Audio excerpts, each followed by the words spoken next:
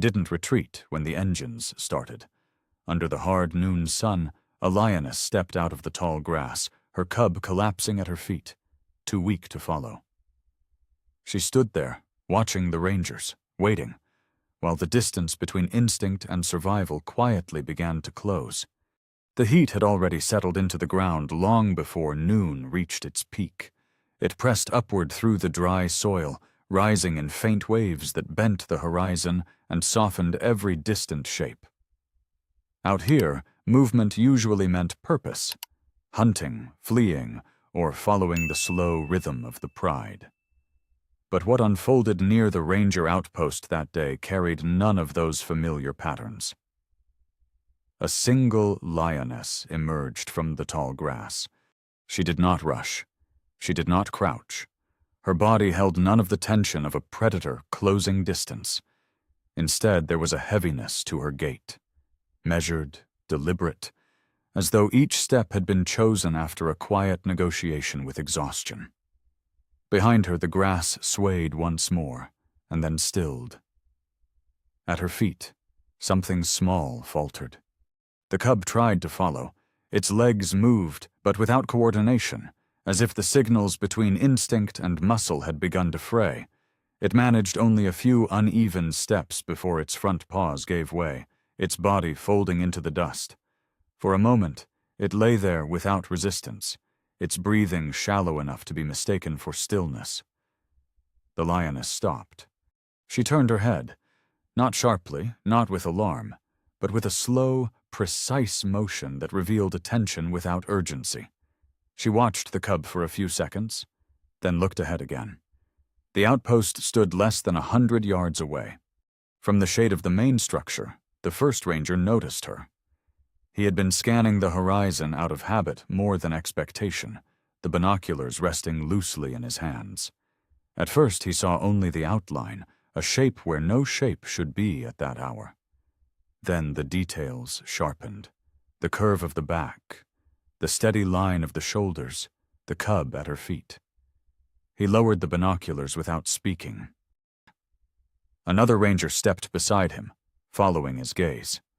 Neither of them moved forward. Neither reached for a vehicle or a radio. There are moments in the field when action is delayed not by uncertainty, but by the recognition that something does not fit any known category. This was one of them. The lioness advanced a few more steps, and then stopped again, closer now to the open stretch of ground that separated wild grass from human presence. The cub did not rise this time. Its flank lifted faintly with each breath, the rhythm uneven. The wind shifted, carrying the scent of the outpost outward. Under ordinary circumstances, that scent alone would have been enough to turn her away. Lions avoid human proximity unless driven by hunger or threat. Yet she remained where she was, her posture neither defensive nor relaxed, simply fixed, as though anchored to that precise point. Minutes passed. The second ranger spoke first, his voice low. She should have turned by now. The first one didn't answer immediately. His attention stayed on the cub. Even at this distance, the signs were visible. The way its head failed to lift, the absence of any instinct to seek shade or follow its mother's movement. "She knows," he said finally. It wasn't an explanation. It wasn't even a conclusion. Just a quiet acknowledgement of something that did not need to be proven. The lioness shifted her weight, stepping slightly to the side. Not away, not closer. Just enough to reposition herself beside the cub. Her tail flicked once, then stilled. Her gaze moved again, this time not across the horizon, but directly toward the figures standing in the shade. There was no sound between them, no warning call, no growl, no movement that could be read as challenge. Only distance. And within that distance, a tension that did not belong to fear alone. The ranger tightened his grip on the binoculars without raising them. "If we move too fast, she'll take it and go." "And if we don't?" the other asked. He didn't answer, because the cub's breathing had changed. It wasn't the pace that shifted. It was the effort. Each inhale now seemed to pull deeper, as though the air itself had grown heavier. The small body trembled once, then went still again, save for that fragile motion at the ribs. The lioness lowered her head slightly, not touching the cub, but close enough that the space between them felt deliberate. She held that position for several seconds, then lifted her head again and looked forward. Not retreating, not advancing, waiting. The ranger exhaled slowly. We can't stay here much longer. The decision had not yet been spoken aloud, but it had begun to take shape, somewhere between observation and responsibility. Out beyond the edge of the outpost, the savannah stretched wide and indifferent, unchanged by what was happening at its boundary. But here, in the narrow strip between wild instinct and human judgment, something had already shifted, and whatever came next would require crossing a line neither side was meant to approach. The space between them held longer than it should have. No one gave the order right away. In the field, hesitation is often mistaken for weakness, but here it was something else, an attempt to read a situation that refused to follow any known pattern. The lioness remained where she stood, her body angled slightly toward the cub, yet her eyes fixed on the figures near the outpost. She had not withdrawn. That fact alone unsettled the balance of every decision that followed. The rangers moved slowly, not forward, but outward, spreading just enough to form a wider arc without closing the distance. One of them stepped back into the shade and reached for the radio, his voice low, controlled. Another crouched near the edge of the open ground, resting one hand against his knee as he studied the cub through a long lens. "Respiration's off," he murmured. "Too shallow, irregular." No one responded immediately. The lioness shifted again, a small adjustment of weight, her front paw pressing into the dry soil as if testing its firmness. Her tail moved once, a brief, contained motion. She was not agitated, not yet. But something in her stillness carried a threshold, one that had not been crossed, but could be, without warning. The cub made a faint attempt to move, its head lifted halfway, trembling before falling back against the ground. Dust clung to the edges of its mouth. Its sides rose and fell unevenly, each breath separated by a pause just long enough to draw attention. The ranger with the lens lowered it slowly. "If we're going to do anything," he said, "it has to be soon." A third ranger stepped forward just enough to speak without raising his voice. "We don't know how far she'll let us get." "That's the point," the first one replied. "She's already let us get this far." It wasn't reassurance. It was a recognition of risk.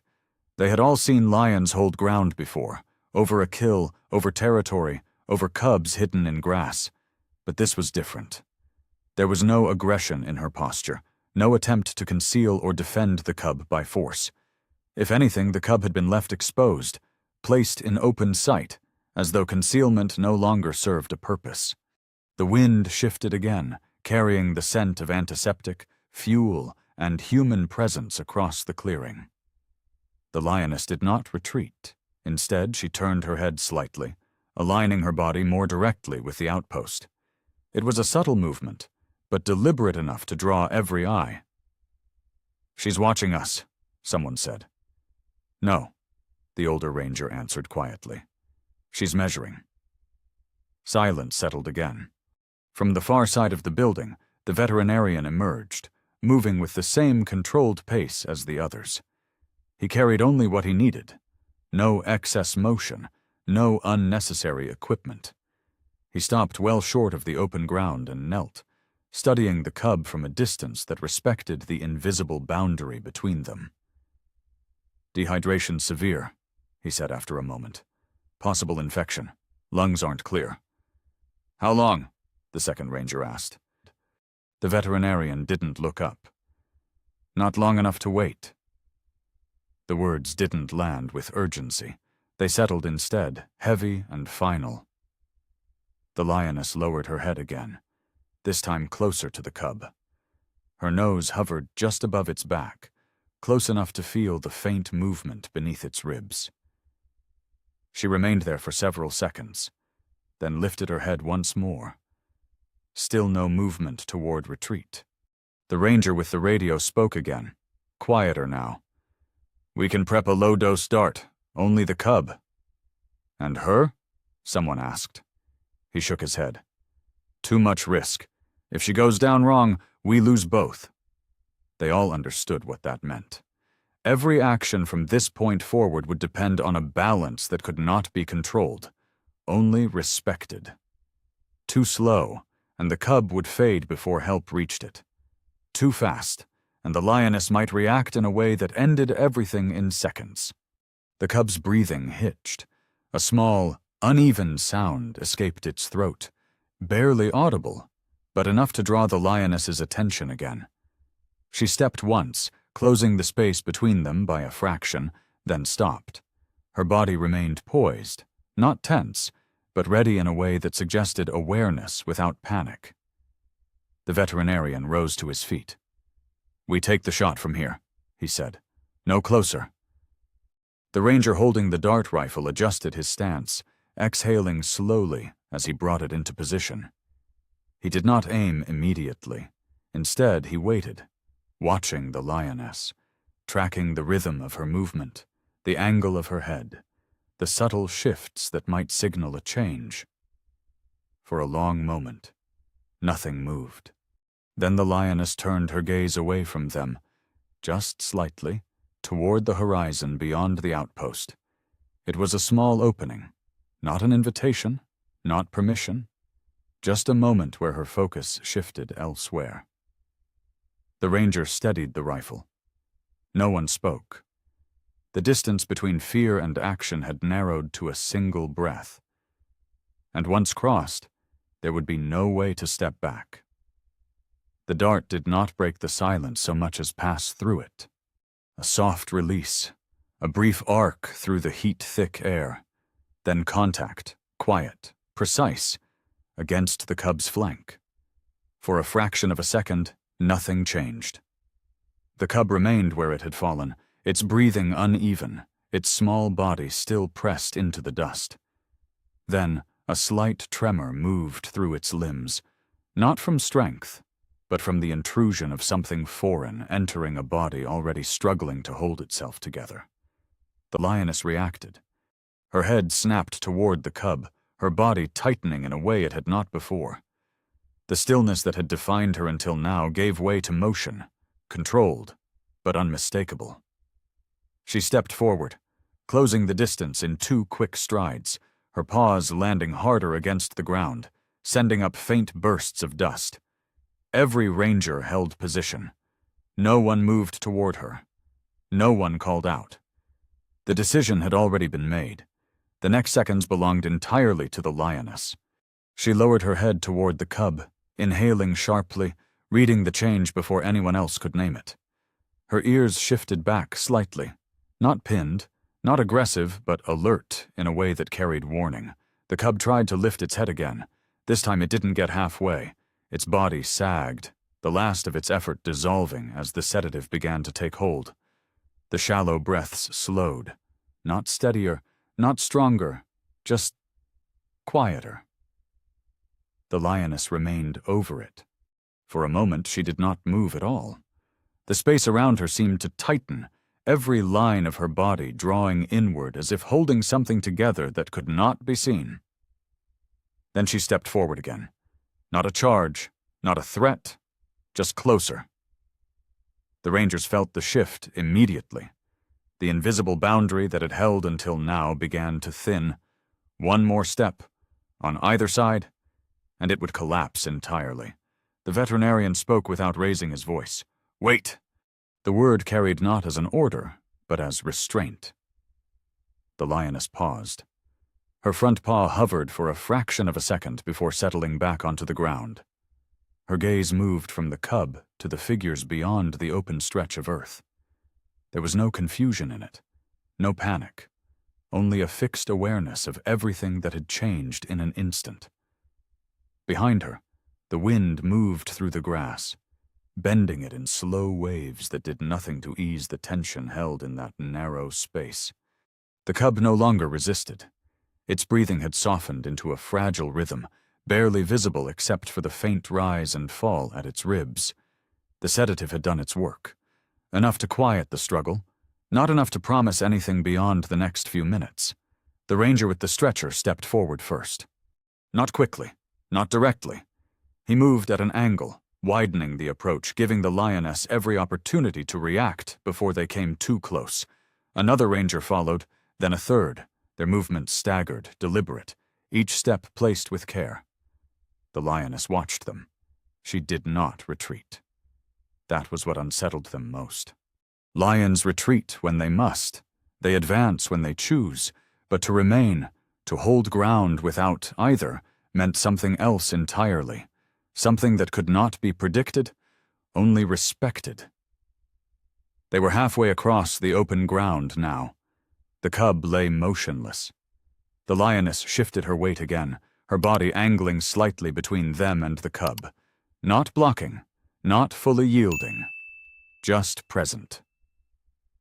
"Easy," the veterinarian murmured, though no one was rushing. The first ranger reached the edge of the cub's shadow. He lowered himself slowly, one knee pressing into the dry earth, the stretcher held low to avoid sudden movement. His hands hovered for a second above the cub's body, as if confirming what his eyes already knew, that the small chest still rose, that there was still something left to hold on to. Then he touched it. The lioness stepped forward. It was only one step, but it carried weight, enough to stop every motion around it. The ranger froze, his hand still on the cub, his body angled but not withdrawn. For a heartbeat, everything balanced on that single point. The lioness held there, close enough now that the details of her face were clear. The fine dust along her whiskers, the steady line of her jaw, the slight tightening at the corners of her eyes. She did not lunge, she did not retreat. Instead, she stood within reach and did nothing. It was not permission. It was not surrender. It was something quieter, something that did not ask to be understood. The ranger moved again, slower this time, sliding one hand beneath the cub's chest, the other supporting its hind legs. The body was lighter than expected. Too light. He lifted carefully, keeping the cub level, avoiding any sudden shift that might trigger a reaction. The lioness did not follow the motion. Her head remained where it was, tracking the movement with absolute focus, but her body stayed fixed in place. Only her tail moved once, a short, restrained flick that ended as quickly as it began. The stretcher came up beneath the cub. Fabric met fur, hands adjusted, weight transferred. The cub was no longer touching the ground. That was the moment everything changed. The lioness stepped forward again. 2 quick strides this time, closing the space to where the rangers stood. Not fast enough to strike, not slow enough to ignore. A movement that demanded response. Every instinct in the human body called for retreat. But they held. The veterinarian raised one hand slightly, not toward her, not to block, but to steady the team behind him. "Stay," he said under his breath. The lioness stopped. Closer now than before. Close enough that the scent of her carried across the narrow space between them. Close enough that the cub, suspended between hands and canvas, lay within her full view. She looked at it. Not at the rangers. Not at the vehicle waiting beyond them. At the cub. Seconds passed. No one moved.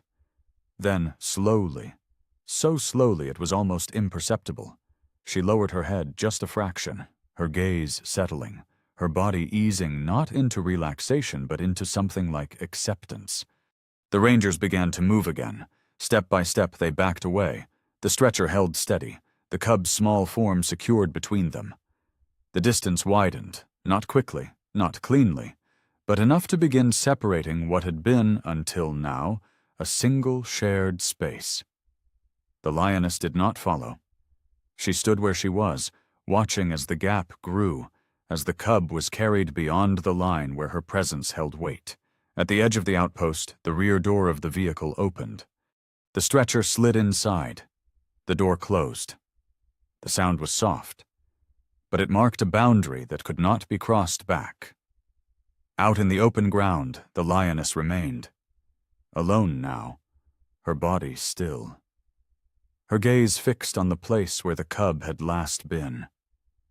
The wind moved again, carrying new scents into the space that had just been emptied. She did not turn away. Not yet. And for the first time since she had stepped out of the grass, there was nothing left between her and the silence that followed. Darkness did not fall all at once. It gathered slowly, settling into the low places first, stretching long shadows across the dry ground before finally closing over the outpost in a quiet, unbroken layer. Inside, the light was constant. A single overhead lamp cast a steady glow across the narrow treatment table. The cub lay beneath it, its body wrapped loosely in a thin cloth to preserve warmth, its chest rising in small, uneven motions that required close attention to follow. Tubing ran from a hanging fluid bag, each drop forming, falling, and disappearing into the line with a soft, repetitive rhythm. No one spoke unless necessary. The veterinarian leaned in close, listening to the cub's breathing through a stethoscope, adjusting his position slightly, as if a different angle might reveal something the first had not. A second ranger recorded the intervals. Breaths per minute, heart rate, temperature, numbers written down not as certainty, but as markers in a process that offered no guarantees. "Still shallow," the veterinarian said quietly. "How long before we see a change?" someone asked. He didn't answer right away. Instead, he reached for a cloth and wiped gently along the cub's muzzle, clearing the moisture that had gathered there. The cub did not react. "Depends if there's enough left to respond," he said at last. Outside, the air cooled just enough to carry sound differently. The insects grew louder, the wind softened, and somewhere beyond the reach of the artificial light, something moved. A ranger standing near the doorway shifted his weight and stepped out onto the packed earth. He didn't go far, just beyond the edge of the light, where the brightness faded into shadow. He paused there, letting his eyes adjust, listening. At first, there was nothing distinct, then a shape. Low, still, positioned just beyond the perimeter where the darkness held its depth. The lioness. She had not gone far.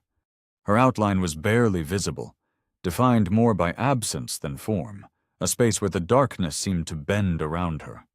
She lay with her head raised, facing the outpost, her body angled toward the faint glow that marked where the cub had been taken. The ranger did not move closer. He stood where he was, aware that even this distance held meaning. The line between observation and intrusion had already been crossed once. It would not be crossed again lightly. Behind him, the soft cadence of the IV drip continued. Inside, the cub's breathing shifted. Not stronger, not steady, but different. The pauses between breaths shortened slightly, the rhythm becoming less erratic. The veterinarian noticed immediately. He adjusted the flow rate by a fraction, his movements careful, precise, as though the smallest change could tip the balance in either direction. "Stay with it," he murmured, more to the process than to anyone else. Hours passed without clear division. Time inside the room was measured in small adjustments, in the angle of a head, the pressure of a hand, the slight change in a sound that might signal improvement or decline. Outside, time moved differently. The sky deepened, stars appearing one by one, the temperature dropping just enough to draw a thin layer of cool across the ground. The lioness did not leave. At intervals, she shifted her position, rising briefly, taking a few steps, then settling again. Never closer than the edge of the light, never far enough to disappear. She held her place, not as a guard, not as a threat, as something else. Inside, the cub stirred. A faint movement ran through its front legs, a reflex more than intention. The veterinarian leaned closer, watching for repetition. When it came, a second, weaker motion, he nodded once. "There's response," he said. No one reacted outwardly. Relief in this space was not something to be expressed quickly. It was something to be observed, tested, confirmed. The ranger at the doorway glanced back once, then returned his attention to the darkness beyond. The lioness had risen. She stood now, her body outlined faintly against the horizon, her head lifted higher than before. For a moment she seemed to listen, not to any single sound, but to the layered quiet that had settled over the land. Then she lowered her head again, and waited. Inside, the cub's breathing steadied. Not fully, not securely, but enough to shift the tension in the room. The veterinarian adjusted the cloth around its body, ensuring the warmth held. A second ranger replaced the fluid bag, the motion smooth, practiced. No one spoke of outcome.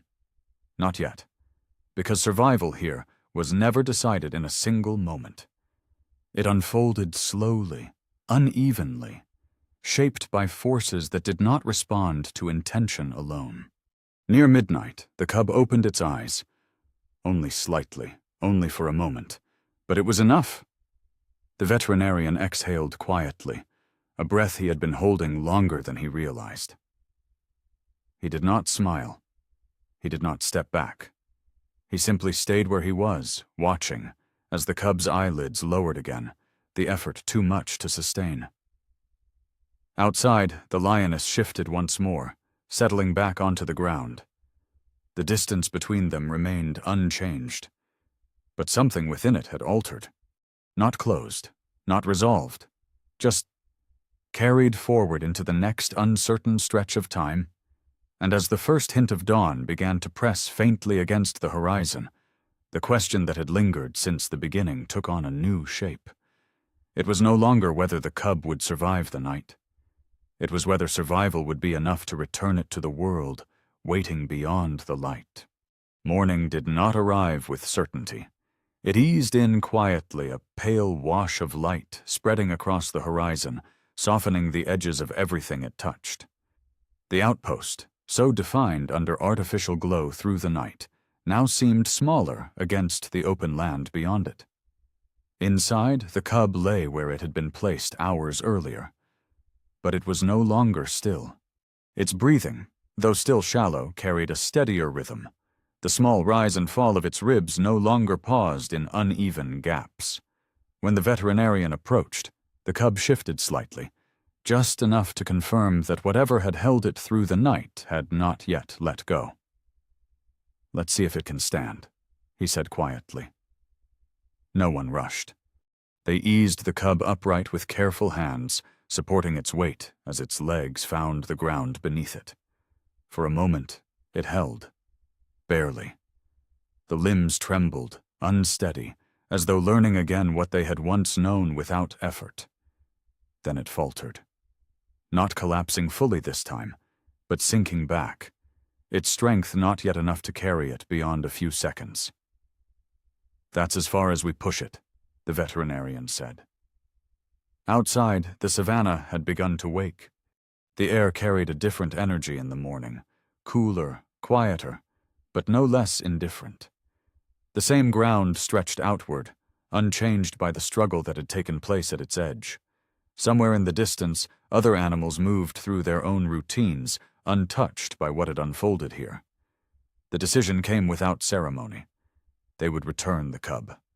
Not deep into the grass, not far from the outpost, just enough to bring it back to the place where the two worlds had met. The crate was simple, open enough to avoid confinement, structured enough to support the cub's limited strength. Two rangers carried it between them, stepping carefully across the dry ground, their pace measured, their focus fixed. They stopped at the boundary, the same place where the lioness had first stood. For a moment, nothing happened. The cub remained inside the crate, its head low, its body conserving what little strength it had regained. The rangers stepped back, widening the space once more, restoring the distance that had defined everything from the beginning. The wind moved through the grass, and then from the far edge of the savannah, a shape emerged. The lioness. She did not appear suddenly. She unfolded from the landscape, her form taking shape as the light strengthened. Her pace was slower than before, not cautious, not hesitant, but deliberate in a way that suggested awareness of every step she took. She approached without breaking into a run, without lowering her body, without signaling anything beyond presence. The cub lifted its head. The movement was small, but immediate. A recognition that did not rely on strength. Its ears twitched, its body shifting forward just enough to press against the edge of the crate. The lioness stopped a short distance away, closer than before, close enough that the separation between them no longer felt like a barrier, but a pause. She stood there, watching. The rangers remained still, their positions set, their movements reduced to the smallest necessary adjustments. No one spoke. No one stepped forward. This moment did not belong to them. The cub tried to stand. This time, it succeeded. Only for a few seconds, but enough to bring it upright, its legs shaking, its body swaying as it steadied itself. It stepped out of the crate, one uneven movement at a time, each step a fragile extension of the effort that had carried it through the night. The lioness did not move to meet it. She waited. The cub closed part of the distance, then stopped, its strength already beginning to fade. It lowered itself slightly, not fully collapsing, but settling into the ground as if unsure how to continue. The lioness took a step forward, then another. Slowly, she closed the gap, her head lowering as she reached the cub. She did not nudge it immediately. She did not circle. She simply stood over it for a moment, her presence forming a quiet enclosure around the smaller body. Then she touched it. A brief contact. Nose to fur, enough to confirm what distance could not. The cub responded with a faint movement, leaning slightly into the contact before losing its balance again. The lioness stepped back, not away, just enough to create space. She turned her body slightly toward the open savanna, her posture shifting, not in urgency, but in direction. A path, subtle and unmarked, laid out by the angle of her movement. She began to walk. Not far. Just a few steps. Then she stopped. The cub did not follow. It remained where it was, its breathing already heavier from the effort of standing. The distance between them, though small, carried weight again. The lioness turned her head. She looked back and waited.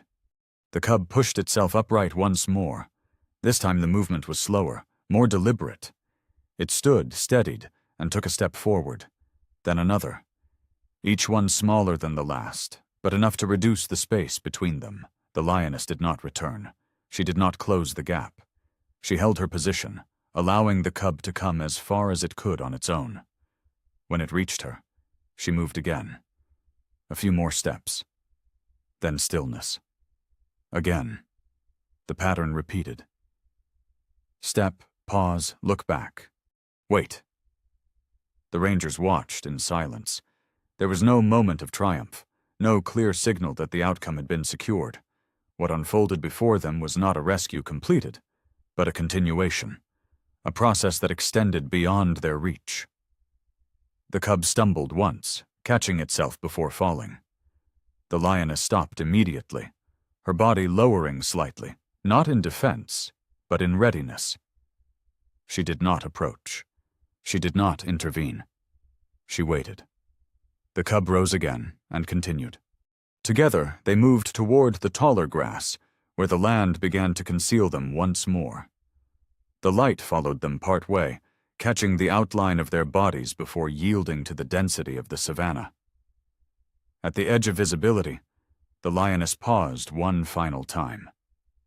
She looked back, not at the rangers, not at the outpost, but at the cub, ensuring it remained within reach. Then she turned and walked forward. The cub followed. Slowly, unsteadily, but on its own. The grass closed around them, and they were gone. For a long time, no one moved. The space they had occupied remained unchanged, the ground still marked by the faint impressions of paws and boots. The air carried no sign of what had passed through it, only the same quiet that had always defined the place. One of the rangers exhaled, removing his hat, running a hand across his face as if to steady himself. No one spoke, because there was nothing to conclude. What they had witnessed did not resolve into a single outcome. It did not offer certainty or closure. It left behind only a recognition of how little control they held, and how much had been asked of something that did not belong to their world. Beyond the edge of the outpost, the savannah continued, unchanged, but not untouched. Out here, survival is never a single moment. It's a series of quiet choices made under pressure. What we witnessed wasn't a rescue completed, but a life given another chance, at a cost only the wild truly understands. If this story stayed with you, there are more journeys like this waiting to be told. If this story moved you, share your thoughts and pro-prots, and subscribe to Lion's Quiet Stories for more.